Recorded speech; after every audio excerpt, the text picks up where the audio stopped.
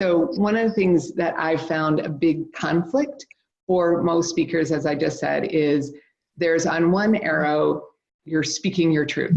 You want to be able to speak your truth, and that's at the top of that center arrow. Speak your truth. It's what we're here to do, right? And it's this truth only you can speak. So it's just your truth.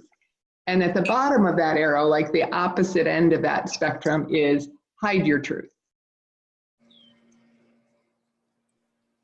Now, why would we hide our truth?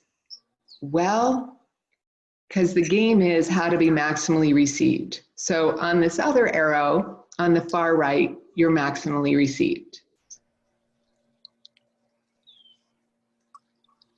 Now, the flip side of your maximally being received is you're maximally rejected. And I don't know about you, but rejection is not really what I want. You know, I want to be seen, heard, and valued for who I am. However, I have in my time given up being willing to be valued for who I am to just be valued, period.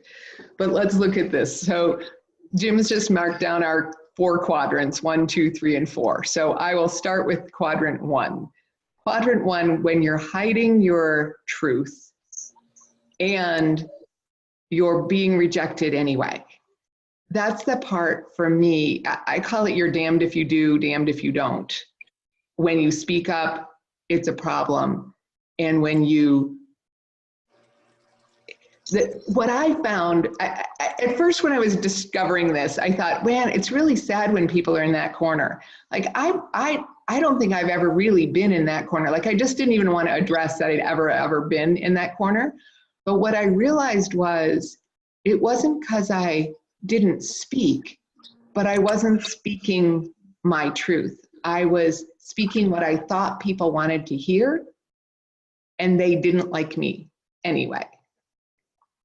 And there's a couple stories on that, but most relevant to speaking is when I was being trained to do a piece of speaking about from your heart, speaking about what's most meaningful to you, and I'm there being inauthentic.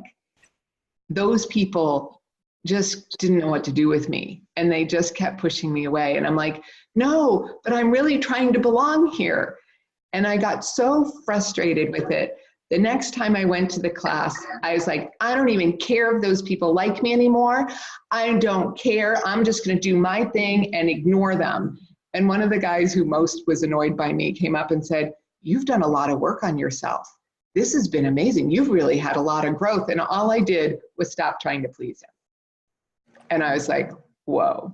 So that's that piece of, it's just miserable in that area of hiding your truth and being rejected anyway.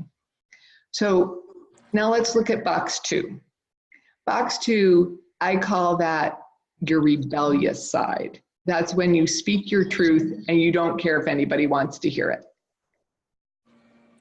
So in the rebellious side, you are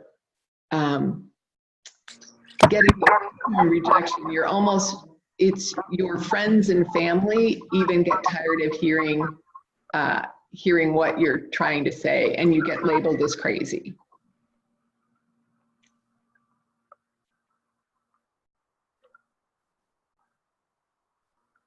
But you just got to say it, so you say it anyway.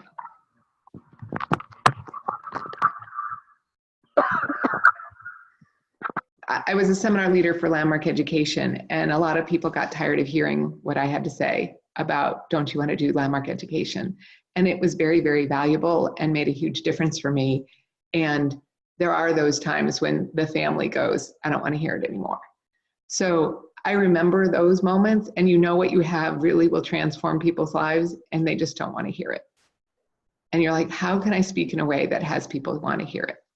Well, so then move over to box number 3, where the way to be heard and received is hide your voice, hide your truth. just speak what other people want to hear, right? That's what I was doing in that box. And I hate to admit that in that box, I call that you're resigned. That's where you're resigned. And what I was going to say is I hate to admit that I've done that even as recently as, you know, probably even a few days ago, but certainly last year, where even at the level I'm playing, even at the, it's like, if I just do this, this piece, if I just hide myself this much, I can play with the big kids. Well, if they don't really know this about me, then I'll be okay. And that's no fun in that area. And the worst part is the people you're speaking to think they're getting the real you. So they're actually upset when you speak your truth because it's not who you said you were. But they have every reason to believe you are who you say you are. It's just not that you're saying who you are is you. So they get upset when you then say who you really are, because they believed you when you said they were all the things that they wanted to hear. So this is that part of maximum received, but it's really costing you your self-esteem and really even the reason you're here. It's that piece of you. Oprah has a quote that she says, you, and I'm gonna paraphrase it because I don't have the exact quote, but it's, if you are not speaking your truth, you'll never be all you were meant to be. So let's play in that quadrant of being all you are meant to be. And here we have your speak your truth and you're being maximally received. And in that quadrant, it's like heaven on earth. So there, people not only love you, but they love who they get to be when you're around. Like, this is the point where what you say so resonates in your soul. Everything about you lines up. I get the goosebumps even as I talk about it. Like, when it's all just in alignment, you're on path with who you came here to be, and the right people are listening to you, and you're paid well for being yourself.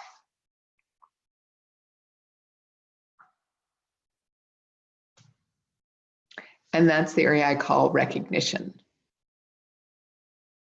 You're recognized for who you truly are and valued.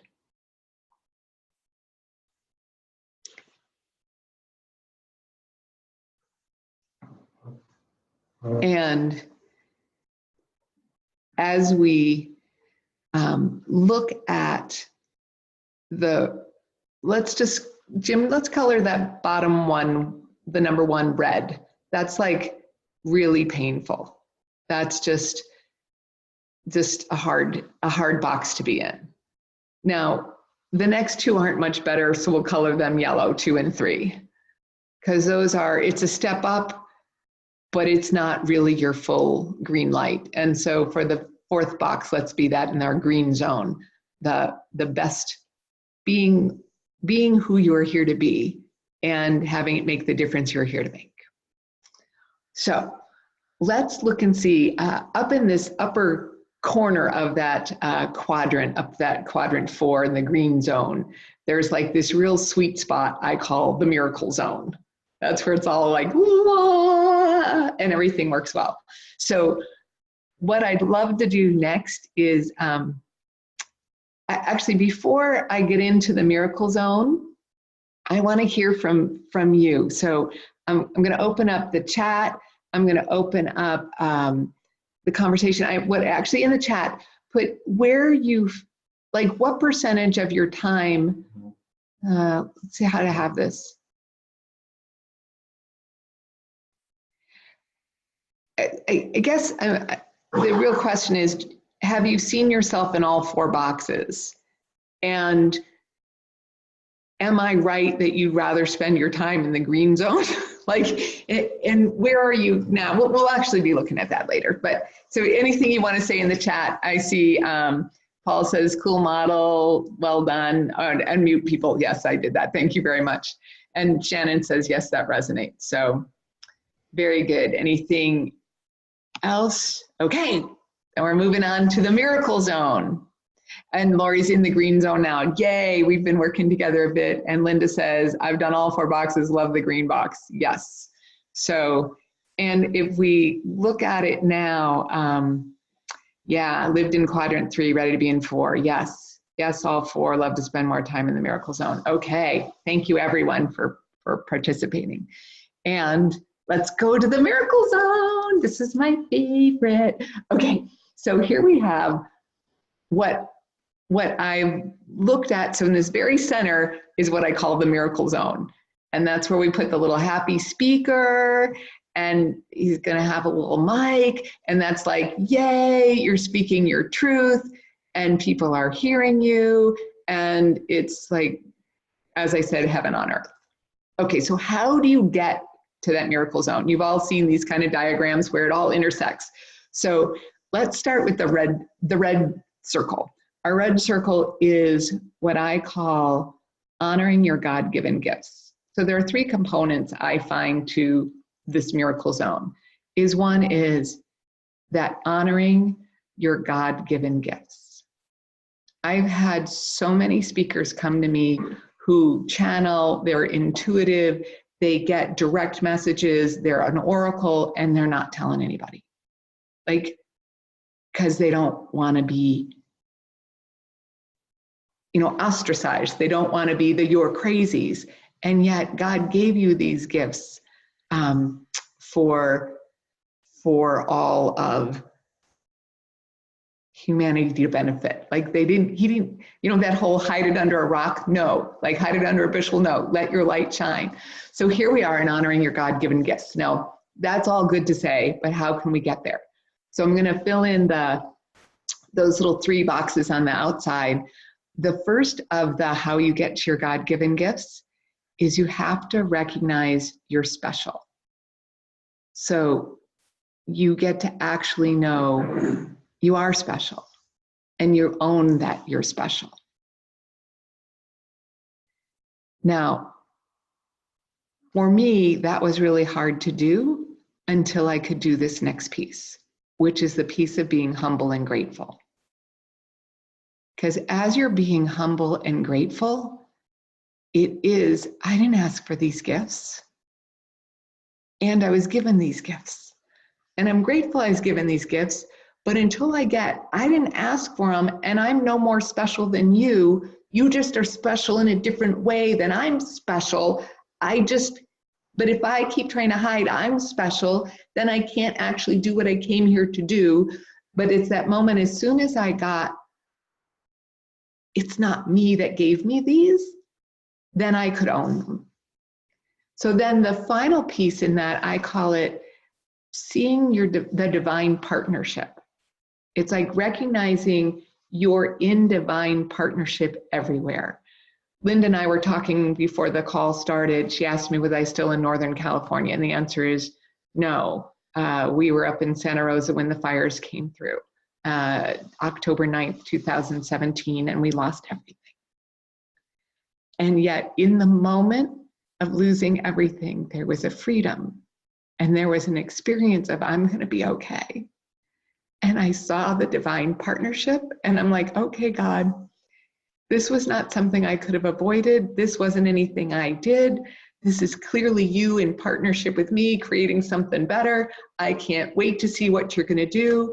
And people would text me, how are you doing? I'm like, well, I think I've lost everything, but I fully believe it'll always turn out well for me. And they're like, your faith is amazing. Like, I have evidence for my faith. It always does turn out well for me.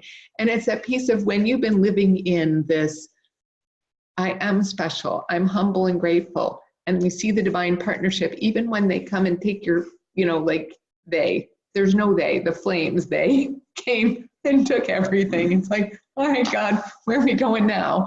And that's when you end up in Carefree, Arizona, literally, name of the town, and, in a fully fabulous home that's designed for hosting my speakers, whereas my other house was too small to do what I'm here to do. So anyway, it's that seeing the divine partnership.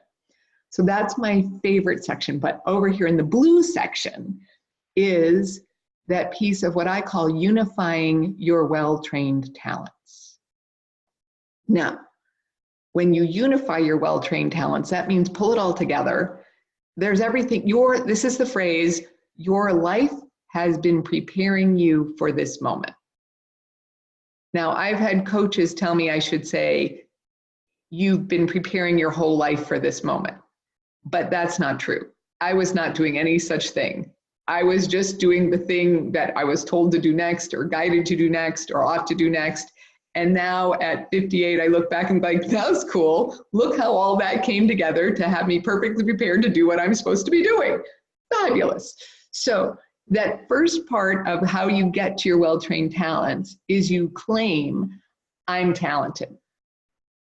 So again, it's kind of like claiming or declaring you're special. It's like you have to actually recognize I have talents and I have something to offer. And when I was trying to hide and belong, I never wanted to claim that either. So you can't hide and claim you're talented. That's how that goes. So the next piece is, again, that phrase, my life has been preparing me for this.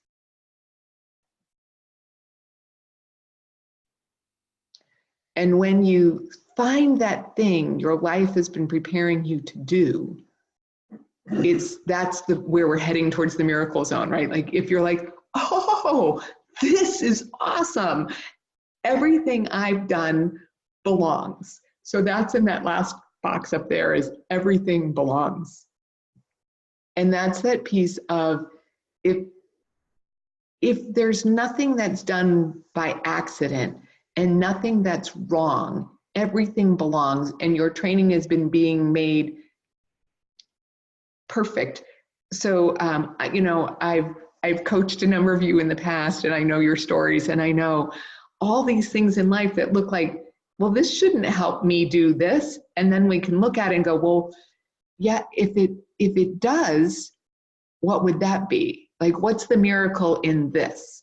So one of my clients was talking to me, she goes, my life is a miracle in so many areas. It's just this one area where it's not. And I'm like, well, you might want to look and see where that area is a miracle. Like, where is that area also a miracle, like my house burning down, instead of anything else? So like, if everything belongs, nothing is out of place, and you didn't do anything wrong. So the thing I really want you to get from all of this is everything you've done has been miraculously designed, and there's nothing wrong. Okay, so now that being true, let's look over at the purple circle. That's where you are available for the call. So I call it be available for the call. So right now you've gotten your God-given gifts, you're unifying your well-trained talents, and now you actually have to be available for the call. Because there's plenty of people who have God-given gifts and well-trained talents who go, I'm not doing it. I'm just not gonna. So the first step in being available for the call is being willing. And what I've been saying lately is I am a willing messenger for the miraculous. And after you're willing, you have to actually there's signs, and you will need to read the signs, listen for the signs, pay attention to the directions you've been given. You know, it's that where are you being guided next? So it's called be aware in that section.